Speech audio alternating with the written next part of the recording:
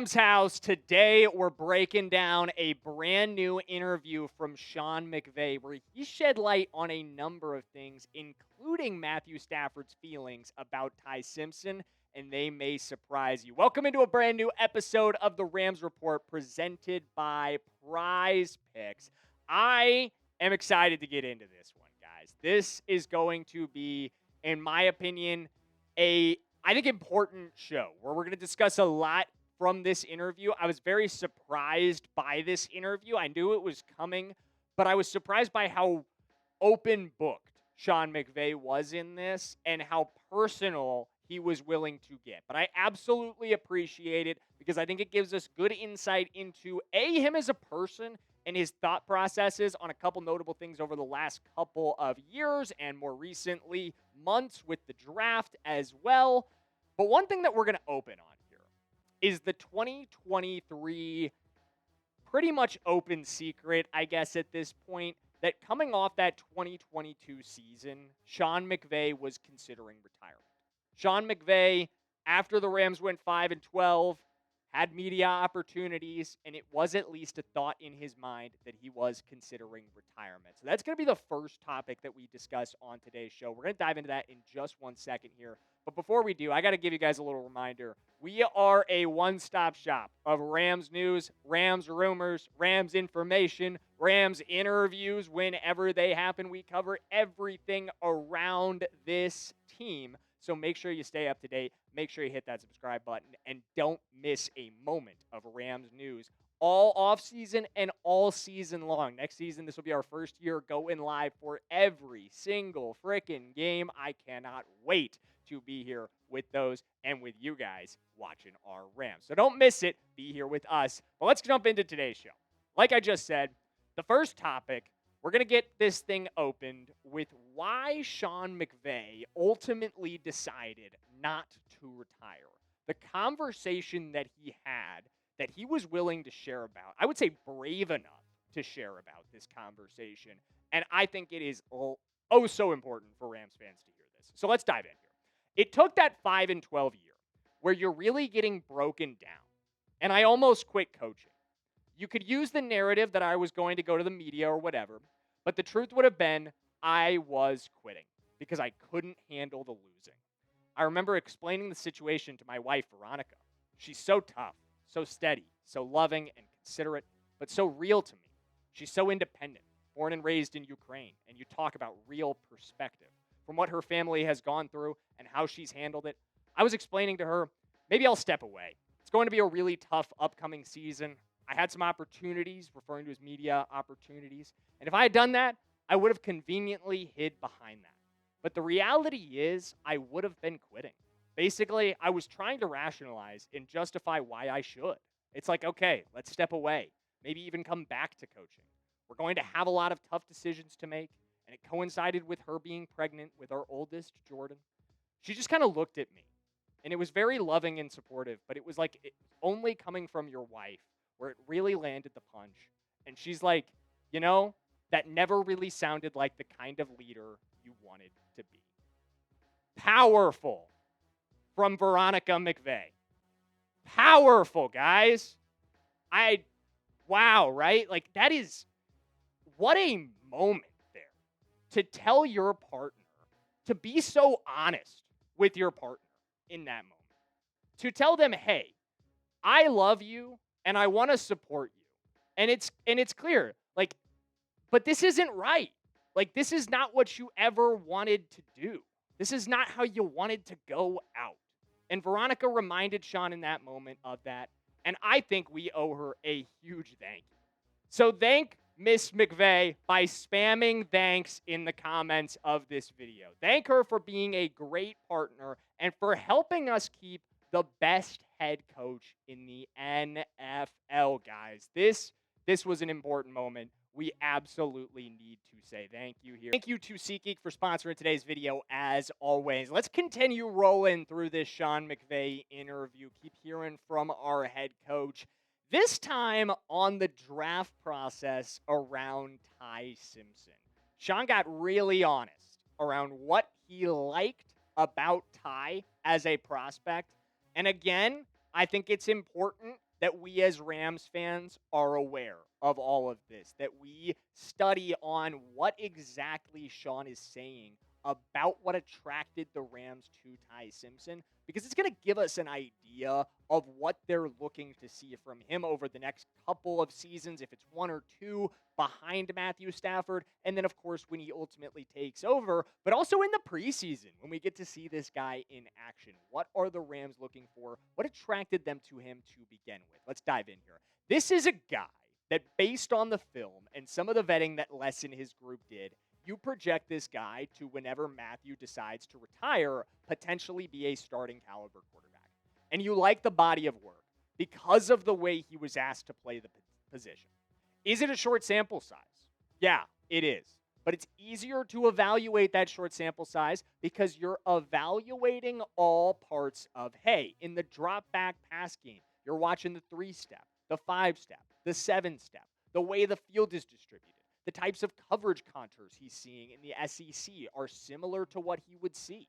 He's reading with his feet with a timing and rhythm. He's redirecting protections. He's getting under center and throwing play actions off 7-step one hitch or 8-step one hitch, timing and anticipating second-level in-cuts with front pad throws, making a little bit of throws off schedule, and you're saying, I like this. And exactly what we've talked about with Ty the whole time is clear here once again. What's the pattern with all of the traits that McVay is focusing on? They are mental traits. It's about the brain with Ty Simpson, excuse me. That is what attracted the Rams to Ty Simpson, is his ability to process the football field and his high-level mechanics despite a short amount of playing time. Despite only playing 15 games as a starter, this dude is already going through his mechanics and going through his process as a veteran, and that stands out to Sean. Let's go through this list of everything that he highlighted. Number 1, SEC experience. Is it a limited sample, he says? Yes, it absolutely is, but it's the right kind of sample. It's an SEC sample where he's seeing the defense's complex hybrid looks that he's going to see at the NFL level. This is not going to be a surprise to Ty when he's asked to step into this, especially because he's going to get a full season of sitting behind Matthew Stafford and of just having to attack Chris Shula's defenses, having to attack Chris Shula's looks, and getting to work against an NFL defense for an entire offseason. You add that into the SEC experience this guy already has, you feel great about that, especially when you look at his other mechanical elements. His footwork is incredible. Again, this is something that rookie quarterbacks often struggle with, is getting their feet in the right position, of having the right footwork in the pocket, and of going through their drop back properly. Ty Simpson has all of that. He comes from a pro-style scheme. His footwork is in the right place, even as a very young quarterback. Number 3, this dude kills off play action. That's one of the number one things that stood out to me when I was scouting him, is this guy shreds defenses off of play action. And what does McVay ask his quarterbacks to do regularly? Win off of play action. He's looking to establish the run, to create deep shots from play action. Ty Simpson thrives in that exact game plan. This is going to work to his strengths. And again, you can't do all of these things if you don't have the right kind of anticipation. And McVay highlights that. His ability to put it on the front pad. His ability to throw these in-breaking routes that are so critical to Sean McVay's offense, to Sean McVay's scheme. He's not afraid to attack the middle of the field like you see with some young quarterbacks. Let's keep rolling, though. Something else that Sean McVay highlighted around Ty Simpson was as you continue with the mentals, it isn't just about the player, it's about the person. He said, I like that it wasn't easy. I like that he had to wait his time at Alabama. And the easy thing, especially nowadays, would have been to run away. I like that he didn't. They lose to Florida State, and the sky is falling. And they find a way to have some resolve, and they get in the SEC championship, and there's a lot of good things in the midst of it. I like the way he responded when guys would drop balls, and he didn't flinch. Or when guys would give up an immediate free runner and didn't say a word except for, man, where can I be better? Those were the things that the tape communicated to me. And we're going to break down these quotes in just 1 minute. Today's show is sponsored by America's #1 sports picks app, and that is PrizePicks. Guys, if you want to make watching sports even more exciting than it already is, or if you love daily fantasy, you've got to try out PrizePicks. And it's a great time to get started, too, with the NBA playoffs underway and the baseball season in full swing as well. There's no better place to get in on all that action than with our friends at PrizePicks. And it's never been easier to play than it is with PrizePicks. All you have to do is pick 2 to 6 players and select more or less on their stat projections. Whether you're picking for points, assists, rebounds, hits, home runs, or strikeouts, they've got plenty of options from all your favorite sports. Plus, PrizePicks has awesome social features that allow you to easily tail or fade your friends or your favorite creators, including me. I'm Jackson Durham on there with no spaces. You guys could drop a follow, and you can see all of my latest lineups, including this one that I've got going for the season-long projections that PrizePicks has. I'm going with the less on Fernando Mendoza. I'm going with the less on Jeremiah Love, and I'm going with the more on Jordan Tyson. That's 20 to win 120. So you guys could tail me on this lineup. You could fade me on this lineup. Whatever you do, just do it with our friends at PrizePicks. And if you're new to PrizePicks, make sure you use our promo code. Download the PrizePicks app today and use code HMA when you play your first $5 lineup to receive $50 in lineups. That's code HMA when you play your first $5 lineup to get an extra $50 in lineups with PrizePicks. The clickable link to download the app is in the comments and the description below. Let's keep talking about Ty Simpson here, guys, because I think, again, you've got to note here, as we listen to these quotes from Sean McVay about both the player and the person, the character of Ty Simpson continues to come up as a positive again and again. Both his willingness to stick it out at Alabama, but also his leadership qualities when the season did not start the way that they expected it to, and as they got it back on track. I think it's easy to be a leader when things are going well. I think that's objectively true, right? It's easy to stand in front of a group of guys when everything is going swimmingly and lead that group and be inspiring to that group, because all you got to do is point at your existing success. But when you don't have it, when you've started the season 0-1 as a brand new starter, to be able to still lead that group, to still rally that core back together, I think it speaks to the kind of man that Ty Simpson is, to the kind of leader that he is and what we have in him, the kind of guy that people rally around, the kind of leader and quarterback that a team can believe in. And speaking of that kind of guy, we have one on this roster already in Matthew Stafford, number 9. And I think it's an underrated element of this equation, how exactly he has felt about this whole process. We've spent a lot of time talking about Ty and all of the elements with Ty, but Matthew's thoughts, have not exactly been near the forefront. He himself has chosen to avoid speaking on the matter, which I think makes perfect sense. We know he reached out to Ty because Ty told us that, but Sean shared a little bit of his feelings. This is what Sean had to say about Matthew's feelings around the situation. He said he handled it exactly like you want somebody to handle it, but he also understands. He's been in this thing. And even if he doesn't have to be exact, and even if it doesn't have to be exactly agreed upon, he's like, I get it. Because this guy can see or can think from an empathetic perspective. He understands the positions that I'm put in as a leader to make those calls. Do I know if it's going to be right? We'll see down the line. So immediately, you can tell, wasn't exactly like Matthew Stafford was in the room going, awesome, when they told him that they're going to draft Ty Simpson. I don't think that was the reaction at all.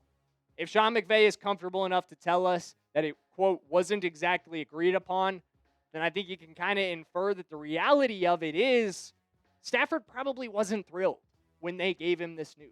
Stafford was probably disappointed because I think he felt like a lot of us, like me for sure, coming into this thing, that we were getting somebody on this list, that we were getting one of these guys right here, that we were getting a Kenyon Sadiq, that we were getting a Makai Lemon, that we were getting a Ruben Bain, a Casey Concepcion, an Omar Cooper Jr. Somebody in the minds of a lot of you who could contribute right now.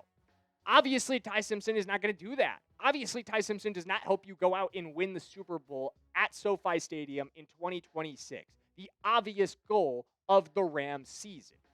But at the end of the day, the Rams have to think bigger than that. They have to remember that while Matthew Stafford has been a huge part of their success, that Matthew Stafford has been the MVP of this team every season since he got here, or 2022, because of course he was injured that year, but that season doesn't even get an MVP, in my opinion. He is not the franchise at the end of the day. The franchise is bigger than Matthew Stafford. He's the face of the franchise at this time, but the franchise will continue to exist when Matthew Stafford retires. The franchise will continue to be here when Matthew Stafford is done with his career. And they have to be prepared for that reality. They have to be thinking ahead. This is what great organizations have done for a long time. The Green Bay Packers, one of the most historically successful franchises in the entire NFL, modeled this out just a few years ago. A way that this can go perfectly for you. Jordan Love, drafted in 2020. He comes into this season, and Aaron Rodgers did not exactly seem thrilled about it either. Aaron Rodgers did not go out and complain in the media, though. He embraced Jordan Love. He came in and said, you know what? Hey, maybe I would have loved a receiver in the first round that year. But that doesn't mean I have to brush Jordan Love off. That doesn't mean I have to push Jordan Love aside. I expect the same from Matthew Stafford. I expect these two to be incredibly tight in the same way that Aaron Rodgers and Jordan Love remain incredibly close to this day. The same way that these guys have leaned on each other throughout their careers, especially Jordan leaning on Aaron, learning from Aaron, learning from a Hall of Famer. This is the exact same situation. Ty Simpson has been put in the position that Jordan Love is in or was in just a few years ago. And if he can embrace the opportunity and Matthew Stafford can embrace the role of mentor for the betterment of the franchise, then it will work just the way it did with the Green Bay Packers. I'm very confident. But how confident are you? Let me know in the comments. I want to know where the Ramily stands right now. I know there's been a lot of conversation about Ty Simpson off the field in the weeks and months almost months since the draft. I want to know, though, where do we feel right now about this Rams plan? Because I'm very confident that this execution is going to work, that this plan is going to work, and that in the long run, it will be proven to have been the right decision. I'd give this a 9. Well, let me know in the comments, where are you on your confidence in the Rams plan on a scale of 1 to 10? And that'll round it out for today's episode of the Rams Report presented by PrizePicks. As always, thank you for watching. And as always, make sure you subscribe.